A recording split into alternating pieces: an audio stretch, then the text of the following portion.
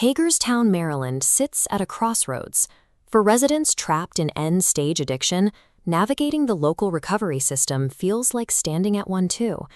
The resources to get sober exist, but accessing them requires surviving an administrative maze. The issue is structural. Recovery services are available across the city, but they operate in almost complete isolation from one another. Look at the empty space between these nodes. A patient might secure a clinical bed, but have no place to sleep. They might find a support group, but lack reliable childcare. These disjointed spaces are the handoff gaps. When someone in early recovery suddenly loses transportation or faces immediate homelessness, the stress of those mundane logistical hurdles acts as a direct trigger for a return to substance use. This disjointed landscape causes people to fall back into old habits. It is the primary structural cause of relapse for the city's most vulnerable residents. This fragmentation is especially damaging for parents. Traditional sober living homes are designed strictly for individuals because managing the daily responsibilities of parenting is thought to disrupt the communal atmosphere. Parents face an impossible ultimatum. They must either separate from their children to secure a bed in a clinical facility or stay together and risk remaining locked in active addiction. The psychological toll of that separation is severe. The guilt of leaving children behind, compounded by the strain on the family relationship, drastically increases a parent's vulnerability to relapse. The Maryland Family Sober Living Initiative proposes a different approach. They are building a recovery model specifically engineered to keep parents and children together under one roof during treatment. Removing the threat of family separation eliminates a primary trigger for relapse, creating the stability required to break the generational cycle of addiction. To make this work, the initiative relies on a vertically integrated ecosystem called the tripartite engine. It synchronizes biological, social, and environmental care into a single pipeline. The first pillar is Greenhouse Outreach Services. This nonprofit arm provides family-focused transitional housing. It offers a stable environment where parents can practice and model healthy habits for their children in real time.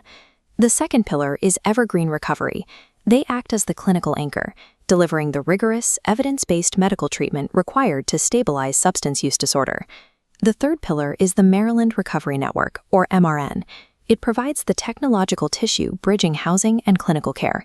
Integrating a for-profit clinical program with nonprofit housing closes the loop. The handoff gaps that caused patients to slip through the cracks are permanently sealed. Recovery is no longer an isolated acute event. It transitions into a continuous, supported lifestyle. A major component of MRN's technology is the VR Recovery Blueprint. Its goal is to democratize advanced virtual reality therapy by removing the high cost of entry. This chart compares the barriers to entry. Traditional medical VR devices cost upwards of $3,000. MRN utilizes a phone and cardboard model that runs exactly $47.50 per patient. Because the hardware is affordable, patients can take it home. They can safely practice navigating their specific urges and triggers right from the family living room. Inside the headset, the simulation feels incredibly real.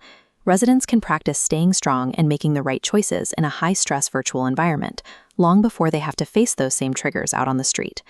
The technology ensures clinical-level support remains active 24/7, providing constant guidance without needing a counselor physically in the room. This ecosystem is built to survive without perpetual charity, thanks to an interesting financial mechanism known as the margin-to-mission paradox. Counterintuitively, investing in physical real estate is what drives high margins in the digital space. Here is how the flowchart works. Providing a physical family house secures a captive user base that engages with the high-margin digital VR curriculum. As residents complete modules, billed Medicaid and Medicare reimbursements feed directly back into the system. This structure transforms software expenses into high-yield investments. It breaks the recovery industry's reliance on unpredictable, short-term grant cycles by creating a permanent, self-funding engine. But even a perfectly engineered, self-sustaining engine still needs an initial spark of capital to turn over. The initiative urgently needs $7,500 in seed funding. This specific amount covers the first month's rent, the security deposit, and the initial furnishings for the Hagerstown family home. This seed funding establishes a permanent ecosystem, proving that the most effective way to heal a community is to heal the whole family together.